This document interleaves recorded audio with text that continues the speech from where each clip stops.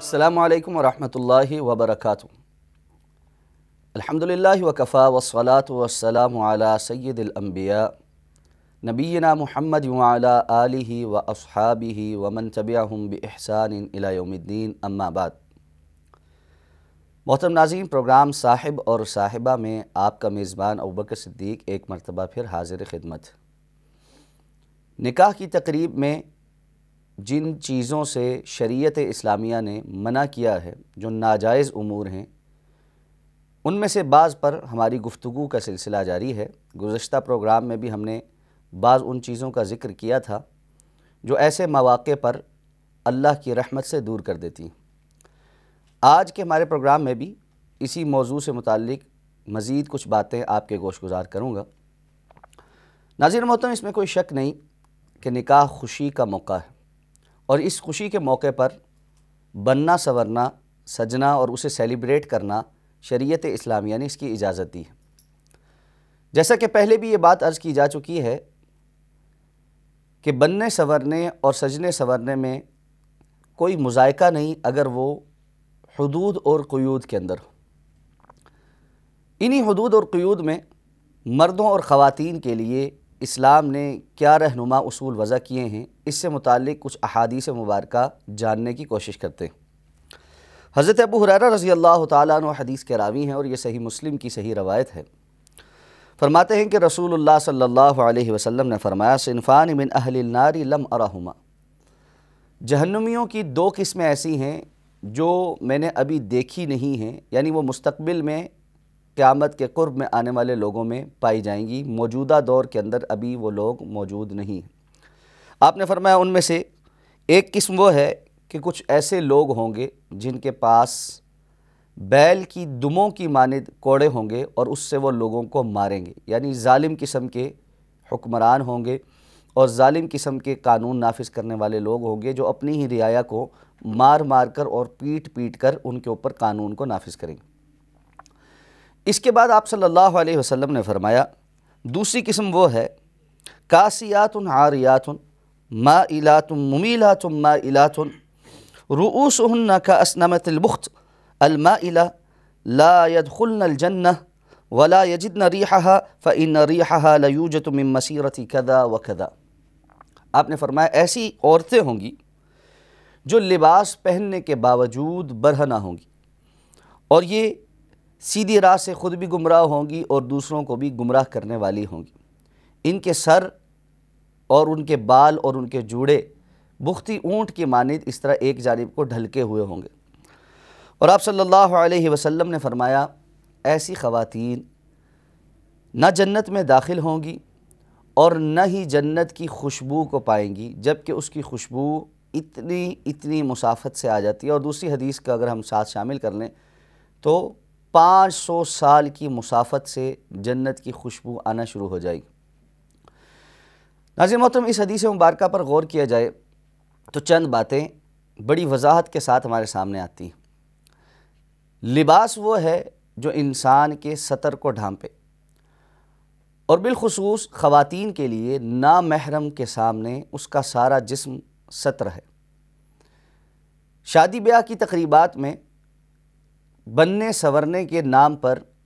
مخلوط محفلوں کا انعقاد کرنا اور اس میں خواتین کا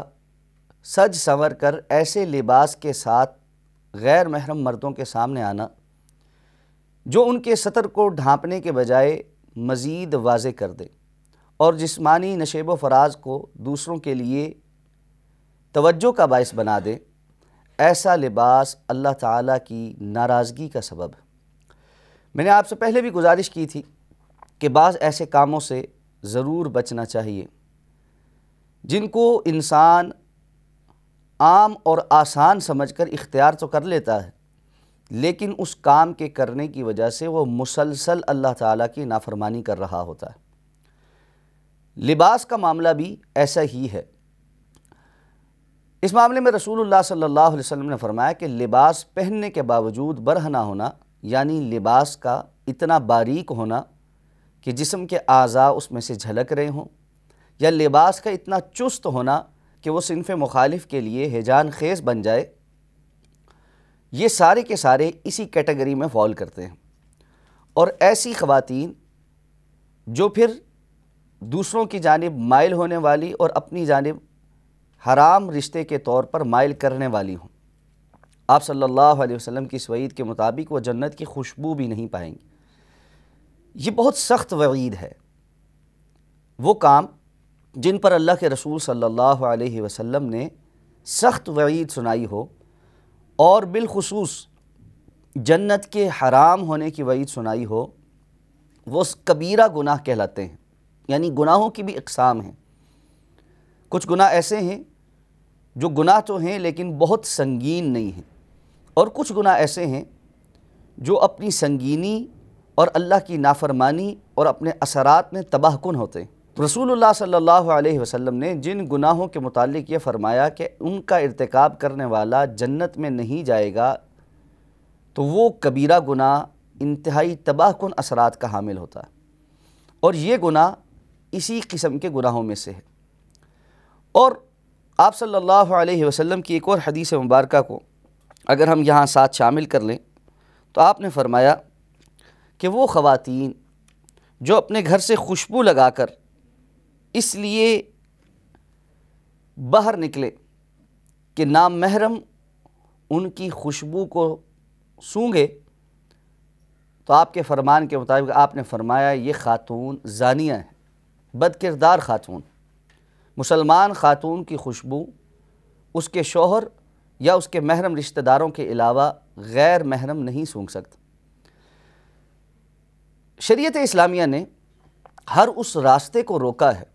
جو راستہ بدکاری کی طرف لے جانے والا ہو۔ قرآن مجید میں اللہ تعالیٰ نے ارشاد فرمایا وَلَا تَقْرَبُوا الزِّنَا، زنا کے قریب بھی مت جاؤ۔ آپ صلی اللہ علیہ وسلم کی حدیث مبارکہ کے مطابق آپ نے فرمایا کہ آدم کے بیٹے کے لیے بد کرداری میں سے کچھ نہ کچھ حصہ اس کے پاس آ ہی جاتا ہے۔ آنکھ بھی زنا کرتی ہے، آپ نے فرمایا ہاتھ بھی زنا کرتے ہیں، اور اسی طرح سماعتیں بھی اور پاؤں بھی، کہ وہ ایسی غلط مجلسوں اور محفلوں کی طرف اگر جاتے ہیں یا غلط قسم کی باتیں سنتے ہیں تو یہ ہر عضو کا اپنا اپنا زنا ہے۔ اور اسی طرح پھر آپ صلی اللہ علیہ وسلم نے فرمایا جب یہ تمام اعضاء اس طرح کے غلط کاموں میں پڑ جاتے ہیں تو بالآخر انسان کی شرمگاہ اس پر مہر ثبت کر دیتی ہے۔ یعنی جو اس رستے پر چلنا شروع ہوتا ہے، ایک وقت ایسا آتا ہے کہ ایسے حرام تعلقات کے نتیجے میں وہ واقعتاً بد کرداری اور زنا جیسے بڑے گناہ کے اندر بھی وقوع پذیر ہو جاتا ہے۔ اسی لیے شریعت نے اس طرف جانے والے رستوں کو روکا ہے، ایسی مخلوط مجالس کو، ایسی لباس کو، اور ایسی ہر ادا کو جو کسی بھی طور پر ایسی بدکاری کے کسی رستے کی طرف لے جائے جہاں سے واپس پلٹنا انسان کے لیے بسا اوقات بہت مشکل یا ناممکن ہو جاتا ہے۔ یہی وجہ ہے کہ مسلمان مردوں کو بھی اس بات کا حکم دیا گیا ہے کہ وہ اپنی نگاہوں کو نیچا رکھیں اور اس کے ساتھ ساتھ اپنی عصمت کی حفاظت کریں، اور یہی حکم مسلمان خواتین کو بھی دیا گیا ہے کہ وہ بھی اپنی نگاہوں کو نیچی رکھیں اور اپنی عصمت کی حفاظت کریں۔ رسول اللہ صلی اللہ علیہ وسلم کے فرمان کے مطابق اگر کوئی مسلمان خاتون اللہ پر ایمان رکھنے کے بعد اور رسول اللہ صلی اللہ علیہ وسلم کی رسالت پر ایمان رکھنے کے بعد اپنی نمازیں وقت پر ادا کرے اور رمضان المبارک کے فرض روزے رکھے، اور اگر اس پر زکوٰۃ واجب ہے تو وہ ادا کرے، اور اپنے شوہر کی اطاعت اور فرما برداری کرے اور اپنی عصمت کی حفاظت کرے، تو اس کو جنت کے 8 دروازوں سے پکارا جائے گا، جس مرضی دروازے سے وہ جنت میں داخل ہو جائے۔ عصمت کی حفاظت کے حوالے سے مردوں اور خواتین کے لیے یکساں احکامات ہیں، لیکن چونکہ اللہ تعالیٰ نے عورت کو، خاتون کو زیادہ جاذب نظر بنایا ہے، اور اس کے جسم کے اندر اللہ تعالیٰ نے زیادہ کشش رکھی ہے، اسی لیے سنبھل کر چلنے اور پردے کے احکامات بھی زیادہ تر خواتین کے لیے عطا کیے گئے ہیں۔ بہت سے لوگ یہاں پر یہ اعتراض کرتے ہیں کہ یہ اسلام میں صرف عورتوں کو اس بارے میں پابند کیا ہے اور مردوں کو کھلی چھٹی دے رکھی ہے۔ ایسا ہرگز نہیں، اور یہ اسلامی تعلیمات سے نابلد ہونے کا نتیجہ ہے۔ جس طرح عصمت کی حفاظت کرنا اور اپنے افکار، نظریات، نظروں کی اور پراگندہ خیالوں سے بچنے کا حکم خواتین کے لیے ہے، ایسے ہی احکامات مردوں کے لیے بھی ہیں۔ صرف جسمانی طور پر تخلیق کی مختلف ہونے کی وجہ سے، خد و خال کے مختلف ہونے اور فطرت کے اندر اللہ نے جو چیزیں رکھی ہیں ان کے مختلف ہونے کی وجہ سے اللہ تعالیٰ نے اٹھنے بیٹھنے اور پردے کے احکامات میں جو فرق رکھا ہے وہ واضح ہے اور عین انسان کی عقل اور حکمت کے مطابق۔ اسی طرح اللہ کے رسول صلی اللہ علیہ وسلم نے کسی خاتون کو گھنگرو پہن کر یا کسی ایسی پازیب اور زیور کو پہن کر باہر نکلنے سے منع فرمایا ہے جو دوسرے مردوں کی توجہ کھینچے۔ اس کے اندر اگر آپ شامل کر لیں تو ایسے جوتے بھی ہیں جن کی نوکیلی ہیل ہو اور جو چلنے پر بہت زیادہ آواز پیدا کرتے ہوں اور ارد گرد موجود ہر شخص مڑ کر دیکھنے پر مجبور ہو جائے کہ یہ آواز کہاں سے آ رہی ہے۔ ایسی تمام تر حرکات سے شریعت اسلامیہ نے مسلمان خواتین کو منع فرمایا۔ یہاں پر اس موضوع کو بیان کرنے کا مقصد بار بار یہی ہے کہ ہم بالعموم دیکھ رہے ہیں کہ یہ چیزیں بڑی آسانی کے ساتھ اختیار کر لی گئی اور اب شادی بیاہ کی تقریبات میں ان کو حرام بھی نہیں سمجھا جا رہا کہ شریعت اسلامیہ نے مسلمان مردوں اور خواتین کے لیے جو حدود اور قیود متعین کیے ہیں، شادی بیاہ اور خوشی کے مواقع پر بھی ان حدود کا خیال کرنا اور اس کے مطابق اپنی خوشیوں کو منانا انتہائی اہم۔ رسول اللہ صلی اللہ علیہ وسلم نے 40 دن سے زیادہ اپنے ناخنوں کو اور اپنے جسم کے غیر ضروری بالوں کو نہ کاٹنے سے منع فرمایا ہے۔ زیادہ سے زیادہ جو وقت ہے جس میں انسان بغیر ان کے کاٹے رہ سکتا ہے وہ 40 روز ہے۔ حضرت انس رضی اللہ تعالیٰ عنہ فرماتے ہیں کہ نبی کریم صلی اللہ علیہ وسلم نے ان کے لیے ناخن کاٹنے، مونچھیں کٹوانے اور جسم کے غیر ضروری بال مونڈنے کے لیے 40 دن کی مدت مقرر فرمائی۔ 40 دن سے زائد ناخنوں کو بڑھا کر رکھنا اور غیر ضروری بالوں کو صاف نہ کرنا یہ جائز نہیں ہے۔ یہ فطری طور پر بھی انسان کے لیے گندگی اور بہت سی بیماریوں کا سبب بنتا ہے، اور ایک سلیم فطرت انسان ان تمام چیزوں سے دور ہوتا ہے۔ یہاں اس بات کو ذکر کرنے کا اہم مقصد یہ ہے کہ شادی بیاہ کی تقریبات میں بہت سی خواتین کافی عرصے تک اس لیے ناخن نہیں ترشواتی کہ آگے فنکشن آنا ہے اور ہم نے تیار ہونا ہے، اور اس میں جب تک ناخن بڑے نہیں ہوں گے پراپر طریقے سے نیل پالش نہیں لگ سکے گی۔ بڑے ادب کے ساتھ یہ گزارش ہے کہ یہ رسول اللہ صلی اللہ علیہ وسلم کی تعلیمات کے منافی ہے، اور ایسے میں اگر ایک حد سے زیادہ یہ غیر ضروری چیزیں جسم میں بڑھ جائیں تو یہ بہت سے شیطانی اثرات اور دیگر قسم کے فتنے اور فسادوں کا سبب بھی بنتے ہیں۔ اس لیے وقت پر ان چیزوں کو اپنے جسم سے دور کر دینا، طہارت اور پاکیزگی کا خیال کرنا یہ انتہائی ضروری ہے۔ یہاں پر یہ بات بھی عرض کرتا چلوں کہ نیل پالش در حقیقت ایک کوٹنگ ہے، یہ مہندی کی طرح نہیں ہے کہ جو صرف رنگ چھوڑ کر جائے اور جلد کے اوپر کوئی کوٹ نہ چھوڑے۔ نیل پالش جب ناخن پر لگتی ہے تو وہ ایک کوٹنگ چھوڑ کر جاتی ہے، جس کے نتیجے میں وضو مکمل اور درست نہیں ہوتا۔ اگر کسی خاتون کے ناخنوں پر نیل پالش لگی ہے اور وہ وضو کرتی ہیں تو ان کے ناخن اصل میں خشک ہیں، اور رسول اللہ صلی اللہ علیہ وسلم نے ایسے تمام معاملات میں بڑی سخت وعید سنائی ہے کہ کوئی ایسا وضو کرے کہ اس کے وضو کے اعضاء میں سے کوئی چیز یا اس کا کچھ حصہ خشک رہ جائے۔ تو ایسا وضو مکمل نہیں، اور مکمل وضو نہ ہونے کی وجہ سے نماز درست نہیں۔ تو اگر آپ نے نیل پالش لگائی ہے تو لازمی ہے کہ آپ وضو کر کے اس کو لگائیں اور پھر اسی وضو میں نماز پڑھیں، اور اگر وضو ٹوٹ چکا ہے تو اس نیل پالش کو صاف کرنا ہوگا اور دوبارہ وضو کر کے پھر نماز ادا کرنی ہوگی۔ نیل پالش پر مسح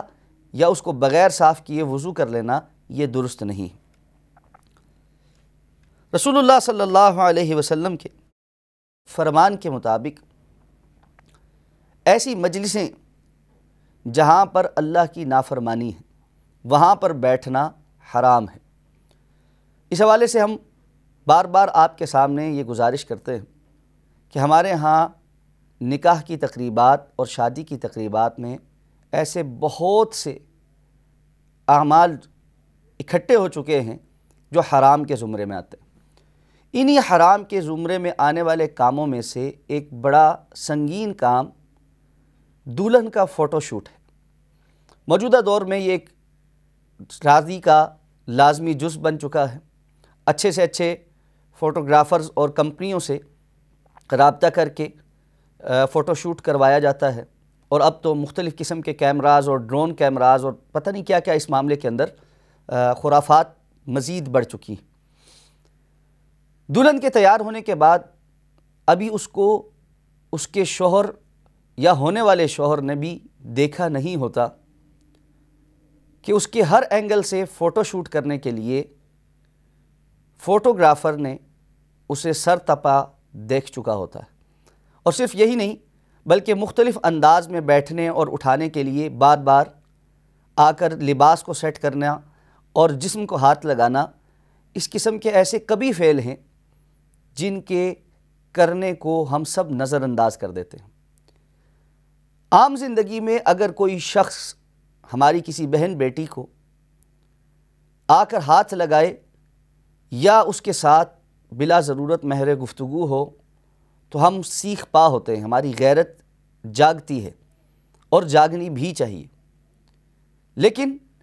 یہی سارے معاملات اگر کوئی فوٹوگرافر کر رہا ہے تو ہماری غیرت بھی سو چکی ہوتی ہے، اور اس معاملے کو شادی کا ایک حصہ سمجھ کر خاموشی کے ساتھ صرف نظر کر دیا جاتا ہے۔ ناظرین محترم، ہمیں اپنی کچھ اداؤں پر غور کرنا ہوگا، ہمیں کچھ اپنے اعمال پر نظر ثانی کرنی ہوگی۔ وہ امور جو سخت ترین حرام ہیں ان کے ارتکاب کے بعد نکاح جیسے بندھن میں بندھنے کے لیے اور اللہ رب العزت کی رحمت کی امید رکھنے کے، یہ دو باتیں متضاد باتیں ہیں۔ اللہ رب العزت کی رحمتیں ان کاموں سے آتی ہیں جو رحمت کا سبب ہیں، اور اسی طرح وہ کام جو اللہ رب العزت کی لعنت کا سبب ہیں وہاں پر اللہ کی رحمت نازل نہیں ہوتی۔ لعنت کا مطلب ہی یہ ہوتا ہے کہ فلاں چیز جس پر لعنت کر دی گئی ہے وہ اللہ کی رحمت کے لیے ہمیشہ سے دور ہو گئی، وہ اللہ کی رحمت سے ہمیشہ کے لیے دور ہو گئی۔ اور جو چیز اللہ کی رحمت سے ہمیشہ کے لیے دور ہو جائے اس میں کوئی خیر باقی نہیں۔ رسول اللہ صلی اللہ علیہ وسلم نے مردوں اور خواتین کے لیے کالے رنگ کا خضاب لگانا اس سے بھی منع فرمایا ہے۔ حضرت عبداللہ ابن عباس رضی اللہ عنہما فرماتے ہیں کہ رسول اللہ صلی اللہ علیہ وسلم نے فرمایا، یکون قوم یخضبون فی آخر الزمان بالسواد، قیامت کے قرب میں کچھ لوگ ایسے ہوں گے جو سیاہ رنگ کا خضاب لگائیں گے، اور آپ نے فرمایا لا یریحون رائحۃ الجنہ، یہ ایسے لوگ ہوں گے جو جنت کی خوشبو بھی نہیں پائیں گے۔ اس سے قبل ہم یہ بات عرض کر چکے ہیں کہ بڑھاپے کے سفید بالوں کو رنگا جا سکتا ہے، اور آپ صلی اللہ علیہ وسلم نے فرمایا تھا کہ سب سے بہتر رنگ مہندی کا یا وسمہ کا ہے۔ موجودہ دور میں اس کا آلٹرنیٹ ہیئر کلرز ہیں جو استعمال کیے جا سکتے ہیں، لیکن اس میں سیاہ رنگ کا خضاب لگانا